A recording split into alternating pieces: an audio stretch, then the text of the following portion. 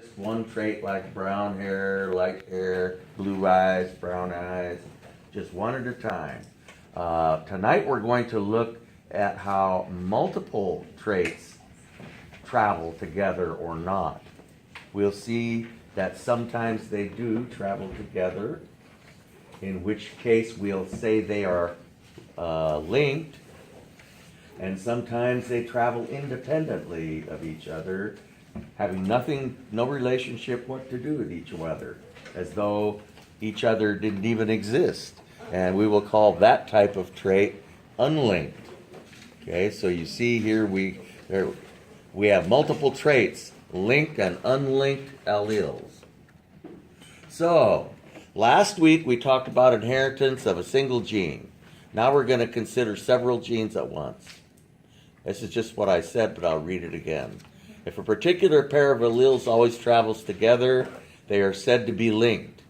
Mendel's law of independent assortment states that alleles always travel separately. That is, they are unlinked. Coincidentally, all of the P traits which Mendel examined were on separate chromosomes. So, and a P, I think he looked at about 7 traits, and a pea plant has 7 chromosomes. So it's pretty an amazing coincidence of all the traits he looked at were on separate chromosomes. And so chromosomes travel independently during cell division. And so, of course, the traits that reside on them, if they're not on the same chromosome, they're going to travel independently. But it doesn't always happen that way. Okay? And he thought it always happened that way because it happened in every case that he looked at. And I think you can see it would make sense that if 2 alleles for 2 different traits were on the same chromosome, they'd kind of be stuck with each other, wouldn't they? Because chromosomes don't split up during cell division.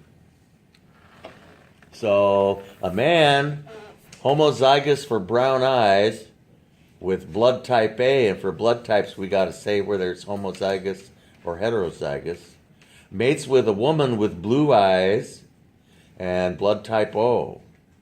Do we need to say anything further about her? Nope. Okay. The B allele, so we're looking at 2 different traits now. We're looking at eye color and blood type. The B allele is dominant to the little b allele, as we know, for brown eyes. What are the genotypes for the gametes for these individuals? Remember, a gamete is haploid, therefore only possesses 1 allele of each type. These individuals have 2 genes for each trait, don't they? Okay, got one from their mom and one from their dad. So those are going to be split up during meiosis. So here's the genotype for the brown-eyed blood type A, heterozygous, and here's blue eyes blood type O. So the question is, how many different gametes can we get out of, let's look at these first. How many different gametes can we get out of the one on the right? Well, little b with O and little b with O, I mean, you can only get one kind of gamete, can't you? Little b, O. And so over here, we can get capital B, A, and capital B, O.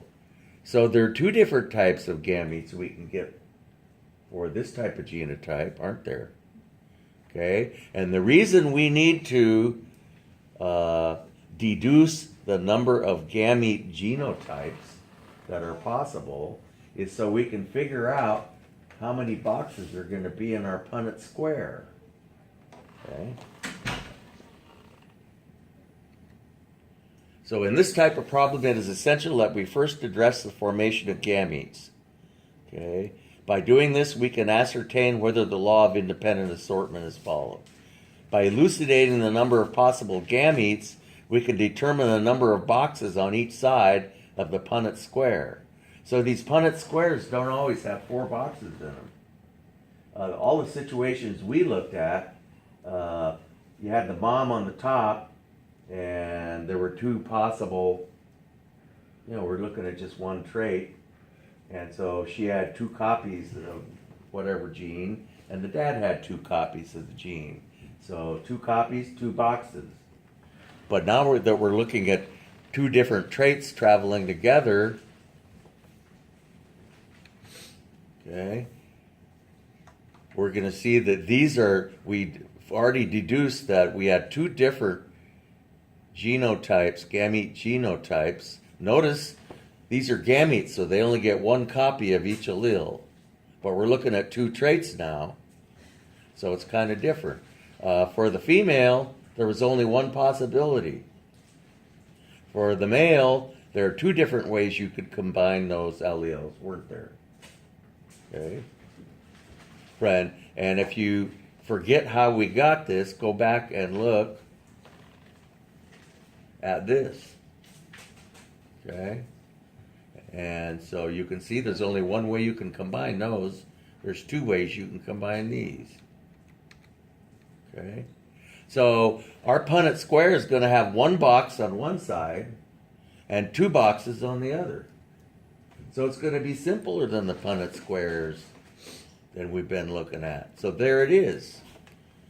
For the egg, there was only 1 gamete genotype, so just 1 box. But for the sperm, there's going to be 2 boxes, okay, BA and BO. And so, if we combine these 2, we're going to get big B, little b, and A and O. So that's going to be brown eyes and blood type A, isn't it? Over here, if we combine, we're going to get big B, little b, and O. So this is going to be brown eyes, blood type O. So the offspring, are going to, like we said, one is going to have brown eyes, blood type A, the other one brown eyes, blood type O. So you sort of see how you approach those. And of course, this is for alleles that are not on the same chromosome. They travel independently. And this is pretty simple. You just had a 1/2 situation. If you grew 10,000 of those plants or whatever, or if you had 10,000 kids, then if you counted the kids, the number you got would be meaningful, wouldn't it? Humans don't have a statistical cross-section of children, though. Okay? But if you got 50% of each, then the law of independent assortment is followed. If a man with brown eyes, heterozygous, who is Rh positive, heterozygous, is crossed with a woman, heterozygous for brown eyes and Rh positive, what are the genotypes for the gametes of these individuals? So here are the parents, big B, little b, and big R, little r.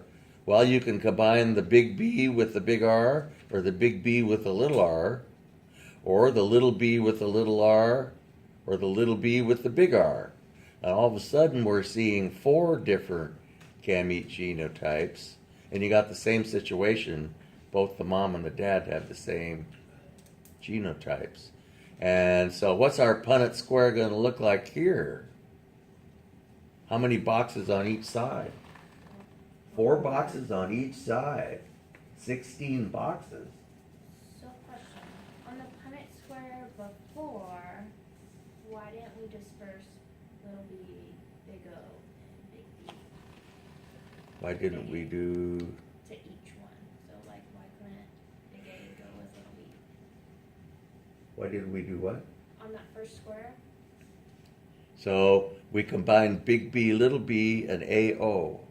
They're 2 different. 2 different traits. Oh, okay. The eye color. See, we're looking at 2 different traits now. Okay. It takes some getting used to. Everything in this lab takes some getting used to. Yeah. Hey, we have barely started yet. That's great. So, It's scaring me. okay, I'll take you through this carefully and slowly. Okay? So, we only talked about 2 genes. Okay? So last week we talked about inheritance. So this looks like an awful lot like the first slide.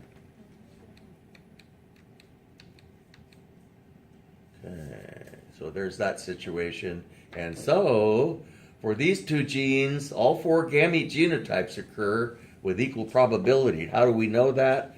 Because some graduate student counted, all the possibilities. Only with humans you can't really do that. But if they occur with equal probability, they follow the law of independent assortment. So suppose you're looking at more than one trait. How do you figure out the number of gamete genotypes? And this will be the first question on your next quiz. It's pretty easy. All you got to do is look at the number of heterozygous traits. If you got a homozygous trait, it doesn't matter which one you choose, does it? It's going to come out the same. But if you got a heterozygous trait, you get two different options for that one. It'll give you different results. Here, we see all three alleles are heterozygous. And so there's a little formula. The general rule for the number of gamete genotypes is 2 to the n, where n is the number of heterozygous genes. So we got 3 heterozygous genes, so n is 3. What's 2 to the third? 2 times 2 times 2 is 8. So you got to just kind of sit down and grind out. There's going to be 8 different possibilities. And it's not, just make sure you don't, it's, take you a little while, but pretty easy to figure out. Okay. What about this one? Okay. How many gamete genotypes will there be? 4. Very good. Because there's only 2 heterozygous genes. So 2 to the 2 is 4. And so they're the different combinations. See, you could pick, your only option is a big G, no matter which of those you pick. So that doesn't increase the number of possibilities.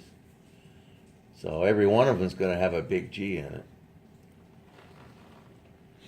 So this kind of problem is pretty easy, where I just ask you to draw all the gamete genotypes. You don't have to do any boxes or probabilities or anything. But figuring out the number of gamete genotypes enables you to work problems. Only the kind of problems we're going to work only have 2 traits. So how many possibilities here? 4. Okay, well, we got 3 heterozygous genes, so it's going to be 8 again. So we don't count the homo at all. No, Okay. because you pick either one, that doesn't increase. The red. They'll all have a capital S in them, Okay. but Sure. yeah. If a man Rh positive with blood type B marries a woman Rh positive with blood type A, what is the probability their child will be Rh negative with blood type O? Well, so there are the 2 genotypes. So you can see big R, big B, big R, O, little r B, little r O. Gives you 4 different. And of course, just looking at that, you see that there are 2. You got 2 heterozygous situations. So 2 to the 2 is 4. And it's just you combine them in the different ways. So how many squares are going to be in this box that has 4 squares on each side? 16. And so the question is, we're asking, what are the probability that their child would be Rh negative with blood type O? So there it is. And do you see any Rh negative with blood type O? The one down. This one right here, and that's the only one. So the odds are 1/16, or 6.25%. If you want to know what percent this is, just divide 1 by 16. This is an error. That shouldn't be an AD. It should be an AO. Okay. So if I ask you to do something like that, that's going to take up a lot of the quiz time. Okay, and there's another example there. And we start to see the term F1 generation thrown in. Let's say a little bit about that. Anytime you breed a homozygous dominant with a homozygous recessive, you're gonna, when you do that cross, you're gonna get what's called the F1. They're all your progeny are all gonna be the same, and because that you just have to do that. You'd have to combine them to see that all the progeny are going to be heterozygous, and that's your classical F1 generation. F1 stands for first filial generation. We'll get used to seeing that. I won't ever ask you what an F1 generation is, but we'll get used to seeing it in a lot of our problems. Okay. When a pair of genes follows Mendel's rules of independent assortment, they are said to be unlinked genes. Genes on different chromosomes are unlinked. So far, all the problems we've done have been concerned with unlinked genes. Okay? So here's a good example. We're looking at trait S and trait Y. Okay, and remember that in the nucleus, before cell division occurs, so this person got one of this, and remember we can show a chromosome like that, or we can show it like that. What's the difference with one strand or two strands? The difference is that this cell, you have to double your genetic material in order to have cell division. Okay? And so it takes quite a while, but each one of those chromatids is going to double so that both of those chromatids came from that, and both of those chromatids came from that. And now we're ready for cell division, aren't we? I call these bow ties. You could call that a chromosome, or you could call that a chromosome. It's kind of, but only this one is ready for cell division. And we show them so let's say you got the purple one from your mom and that one from your dad. They can, during a metaphase lineup, okay, you can either have both moms on the same side, okay, or you can flip them. And the way they flipped them was to keep the S's the same and to flip the Y's. Okay, see what they did there? So that'll give you two different possibilities. And then, so meiosis 1, we pull the pairs apart, okay? And in meiosis 2, we pull the halves of the bow tie apart so that you get 4 times as many chromosomes in the end. Okay, so linked genes are on the same chromosome. So it only follows. So here we have a pair of homologous chromosomes. What that means is, homologous means they got the same number, like chromosome 7 or chromosome 12 or whatever, which means that they carry alleles for the same traits.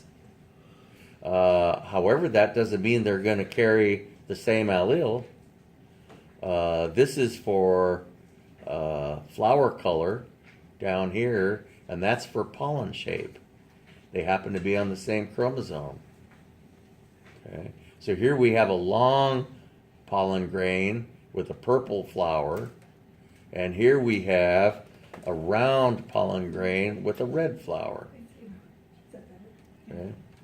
So the point is that the red flower will always go together with the round pollen grain because they're on the same chromosome.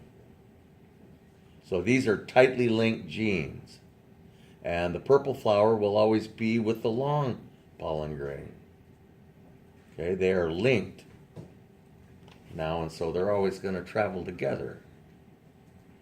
So this is another way of showing a pair of chromosomes. I always use a double line.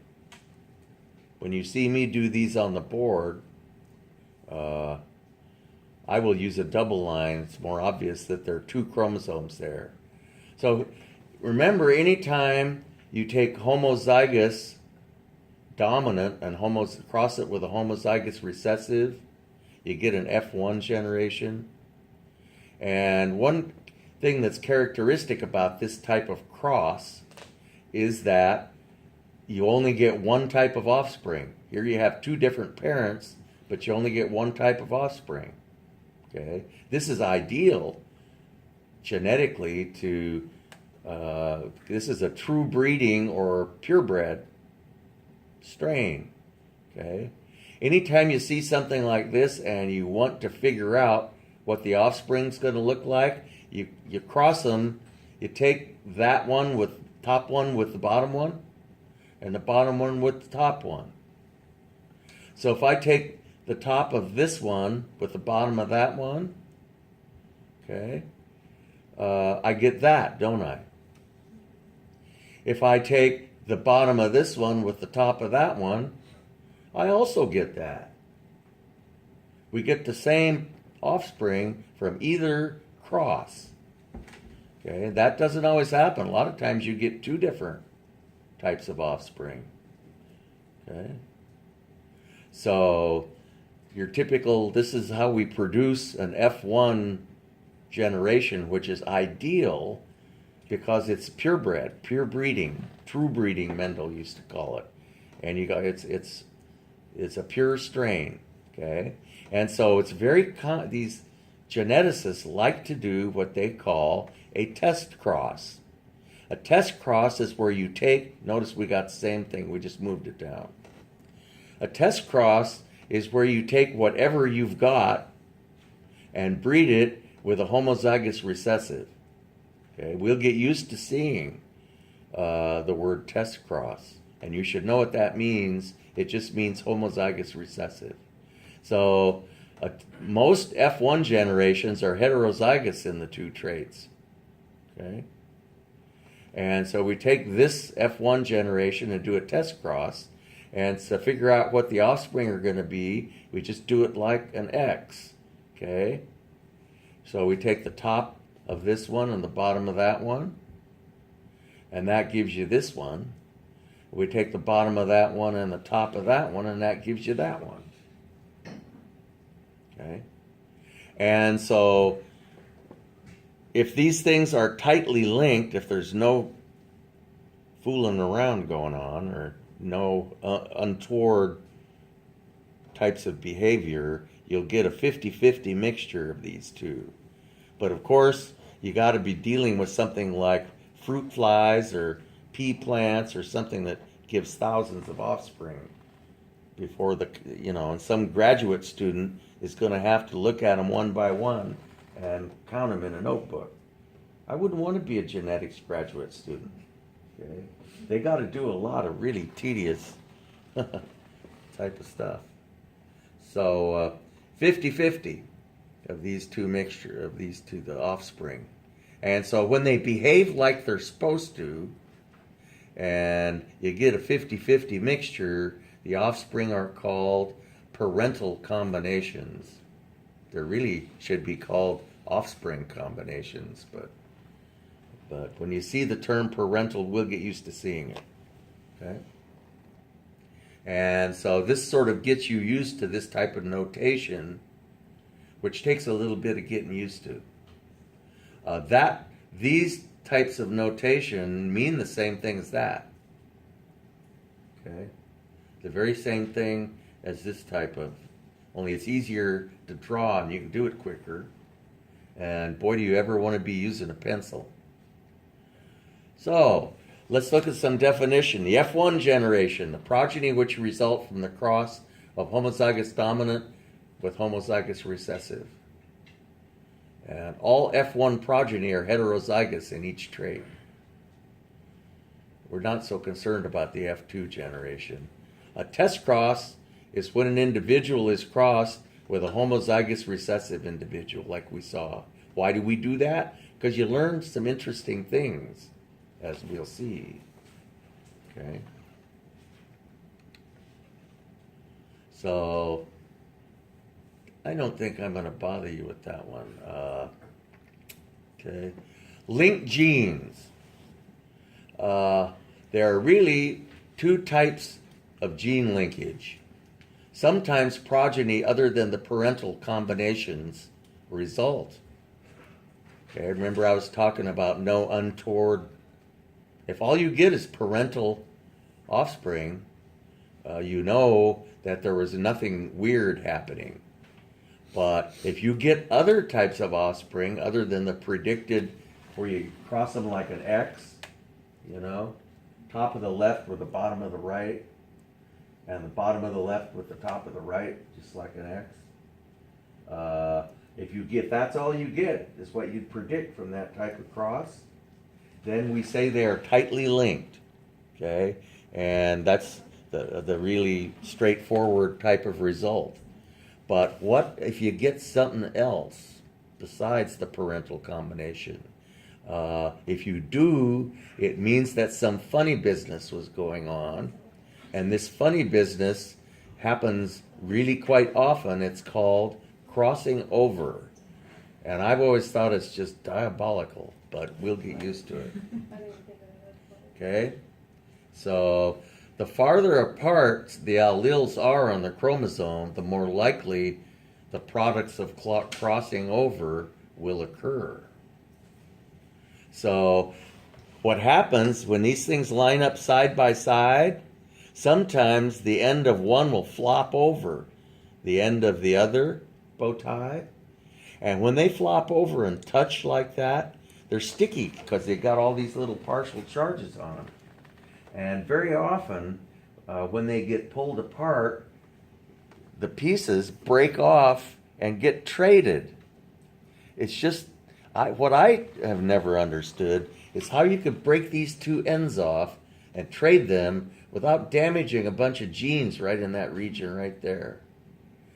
And seems to me sometimes the two, you break an end off and it would just go away.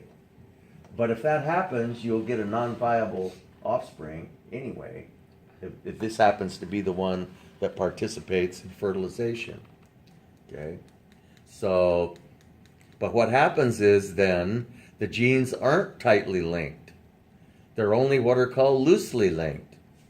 Okay? Because you're going to get a little bit of this crossing over, and so the purple isn't always going to be with the white. All of a sudden you'll find, if these things get traded, you'll find on some offspring, you'll find the purple with the green. Okay? And this happens quite a bit. You can't prove it happens with humans, but there's really no doubt that it happens with humans. And so it completely boggles up any predictions you might think you're able to make, which we really aren't, because humans don't have enough offspring anyway. But it completely messes up our ability to predict very much at all. So see what you get, all of a sudden you wind up with 4 different chromatids. Okay, as a result of this crossing over, and we call these 2 sections, we say, have been recombined, or the word recombinant is used. Maybe you've heard the word recombinant. That means when a piece of genetic material is inserted, a piece of foreign genetic material is inserted into a chromosome. That chromosome is then said to be recombinant. So you wind up with 4 different types of chromosomes. Once you go through meiosis 1 and meiosis 2, the ones on the outside will give you the breeding results that you would expect. Okay, but the ones these 2 in the middle traded. Okay, and so they will give you recombinant offspring. These 2 will give you parental offspring of the type that's easy to predict. So we get into this is finally as hard as it gets. And once you learn this drill, they're all going to be the same. Okay? So we're we're making an F1 generation. So you take homozygous dominant with homozygous recessive, and you get an F1 that is heterozygous. And the most common reason for doing a test cross is to elucidate the formation of recombinant combinations. So here's our F1, we just drew it again down here. And so we're taking this F1 and doing a cross. And what we would expect to see is top of the left, bottom of the right, which gives us that one. Bottom of the left, top of the right gives us that one. But my Lord, we got these two others, okay, that start cropping up as a result of crossing over. And the parental offspring will always be greater than 50%. The recombinant offspring will always be less than 50%. The further apart on the chromosome that the two alleles are, the greater the amounts of recombinant offspring that you will get. Because when that piece breaks off, if the two alleles are real close to each other, they're likely to be on the same piece that broke off, and they'll stay together. Okay? But the further apart they are, when a piece breaks off, the more likely they will be separated, and that, you know, the two won't reside on the piece that was broken off. So if you do a huge number of offspring, you can actually make some important conclusions from the percent of recombinant combinations that you get. How do you know how to draw these recombinant combinations that result from crossing over? Well, let me go get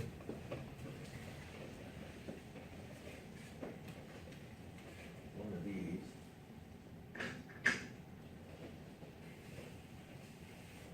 The way you do it is to take your F1 generation right there and flip one side. Doesn't matter which side you flip. I always flip the right side, but it wouldn't matter. Don't flip both sides. So we take the F1 and draw it off to the side.